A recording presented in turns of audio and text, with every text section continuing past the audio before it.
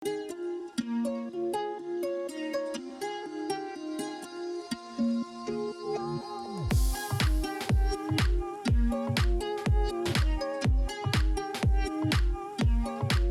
je biće stvoreno da se kreće i upravo je kretanje jedan od osnovnih preduslova zdravlja i lepote.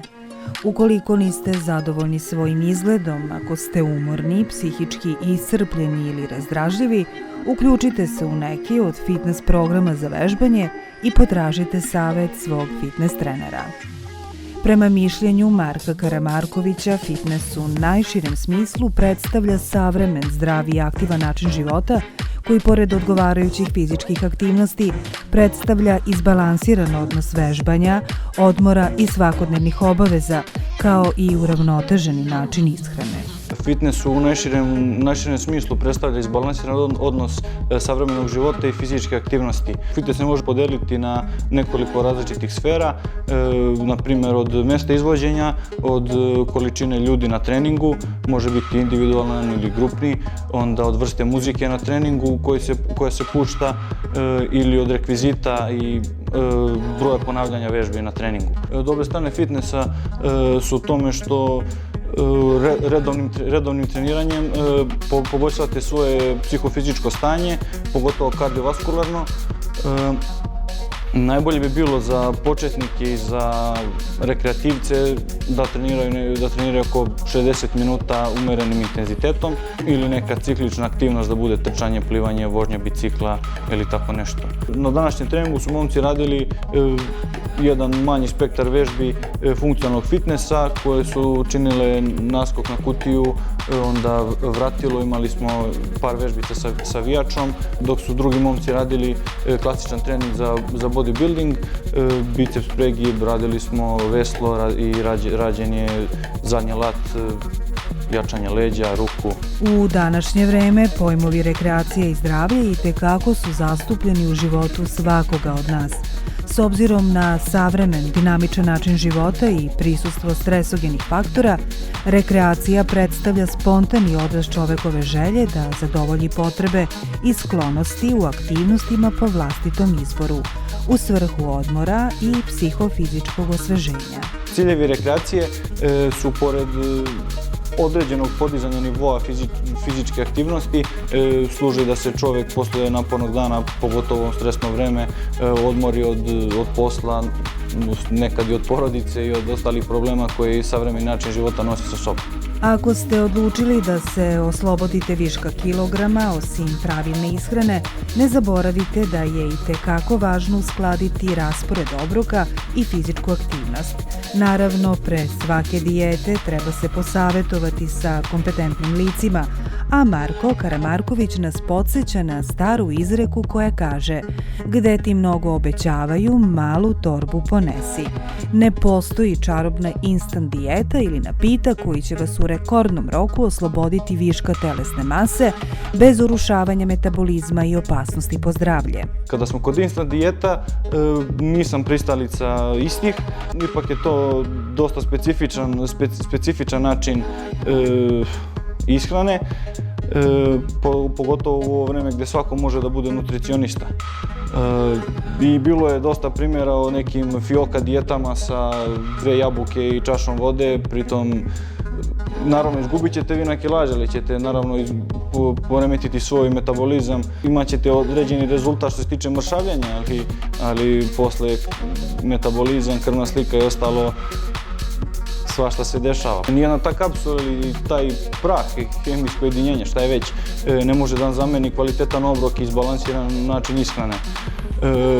Pogotovo te VAU dijete i VAU preparati gdje se skida nenormalan broj kilograma za jako kratak period je prilično nezdrav i predstavlja određeni šok za metabolizam, pogotovo ako naglo prestanete da koristite to. Rezultat će biti u tom trenutku dok se pije, ali posle toga ima dosta primjera gdje se javlja jojo efekat. Ako skinete na primjer 35 kg, radit ćete 70, ako ne i više. A ako malo bolje pogledamo, ko se malo razume u sve to, normalno je da se skida nedeljno od 500 grama do maksimalno 1 kilograma, tako da 10-20 kilograma za 10-20 i na 30 dana je stvarno nešto neverovatno. Samim tim ćete uništiti vaše zdravlje, metabolizam i onda ćete biti u problemu. Ne samo što ćete vratiti duplo veći broj kilograma, nego ćete verovatno imati određene posljedice po kardiovaskularni sistem i predstavlja određeni rizik od bolesti. Svaki početak je težak, pogotovo za one koji prvi put kreću sa treningom ili nisu dugo trenirali. Zato naš sagovornik napominje, početnici u većini slučajeva su jako nestrpljivi jer bi želeli da se rezultati vide za 3 dana, što je naravno nemoguće.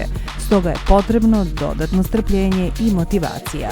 Zato se u trenažni proces ne može ući bez plana i cilja. Primjera radi oko 60 minuta umerenim intenzitetom u teretani ili da je neka ciklična aktivnost, trčanje, plivanje, vožnja bicikla. Takve aktivnosti, taj intenzitet će vam podići, ojačati metabolizam za preko 50-60% i bit ćete otporniji i manje šansu imate da se zarazite virusom ili bilo kojom drugom infekcijom.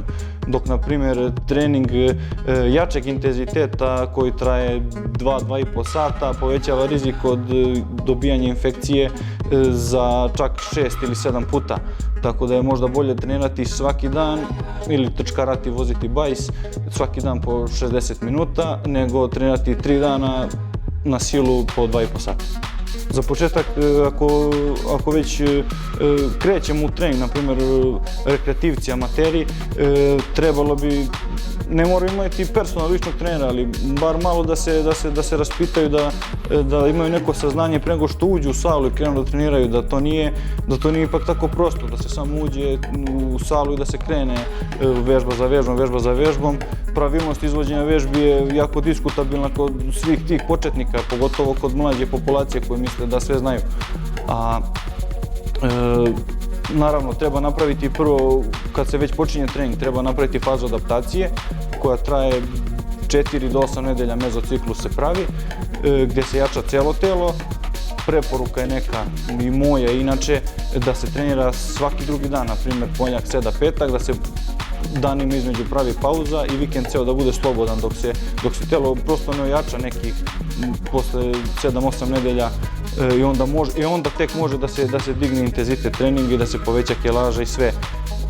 Raditi otprilike 12 do 15 vježbica na svakom treningu za cijelo telo, svaku mišićnu grupu sa kilažama nekim koje vam omogućavaju da odradite ponavljanje 12 do 15 puta. Posle toga, posle adaptacije, kada ste već završili jedan mezociklus, može se krenuti dalje sa radom, zavisi od želja vežbača, da li želi da radi izdržljivost, hipertrofiju ili snagu. Kako trenirati nakon preležane infekcije koronavirusom, pitanje je koje mnogi sportisti i rekreativci postavljaju specijalistima sportske medicine i trenerima, jer se vraćanje trenažnim aktivnostima ne preporučuje bez odobrenja lekara. Skoro je profesor Vlad Delić izbacio jednu studiju o tome kako treba trenirati posle korone, na primjer ko je bio zaražen, ko nije bio zaražen, podelio ih je u 5 grupa. Prva grupa je ona asimptomatična, koji nisu imali nikakve simptome, ali su morali da budu u karantinu 14 dana. Oni mogu, takve osobe i vežbači mogu odmah posle isteka karantina, posle odrađenog ponovnog testa i osnovnog sportskog pregleda, mogu da se vrate najnormalnije na svoj intenzitet treninga kao što su trenirali pre toga. Druga grupa su oni koji su bili COVID pozitivni, ali nisu imali su blažu sliku, odradili su karantin i sve, nisu imali većih tegoba, oni isto idu na osnovni sportski pregled i može se odradi kompletna laboratorija i to da se ponovi sve, da nema slučajno oštećenja srčanog mišića. Ako je sve u redu, oni se vraćaju na trening, ali idu po sistemu 50, 30, 20, 10, što znači da u prve nedelje idu 50% od intenziteta, pa u drugu idu 30, 20, sljedeća pa 10, znači tek od 5. nedelje ili posle 2 mjeseca mogu da se vrate na stari intenzitet treninga. Onda treća i četvrta grupa, to su one najkritičnije grupe, ili oni koji su bili COVID pozitivni sa malo težom slikom. Kod njih se preporučuje isto prošireni sportski pregled.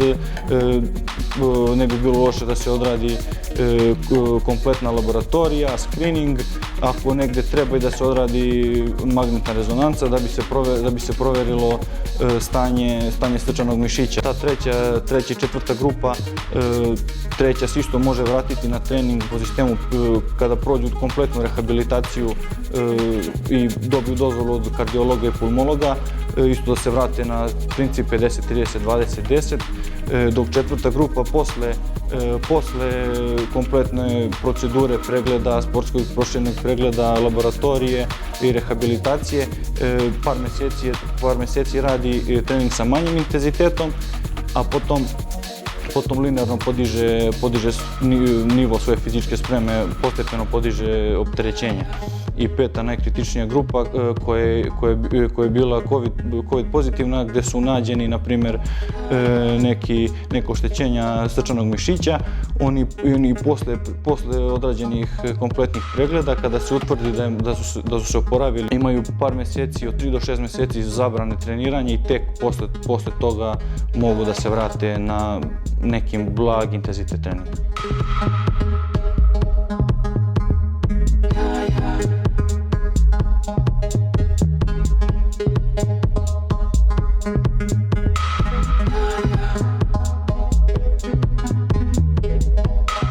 Moje mišljenje o vežbanju je svakako da je potrebno. Virusa infekcija će imati uvek. Samim vežbanjem pod određenim intenzitetom pojačamo otpornost svog organizma na viruse i infekcije. Pritom poboljšamo svoje psihofizičko stanje, pogotovo ako znamo da je 80% ljudi u Srbiji fizički neaktivno, da psihički stres, gojaznost i nekretanje izaziva. To su tri glavna faktora koje trenutno ubijaju ljudi kod nas i u svetu, takozvani morbogeni trijas, znači psihički stres, nedovoljno kretanje i gojaznost. Tako da bi trebalo što više da se podigne svest o tome da se ljudi kreću. Ne mora teretane, ne moraju fitness klubovi, šetnja, trčanje, bajs, dok je još je lepo vreme.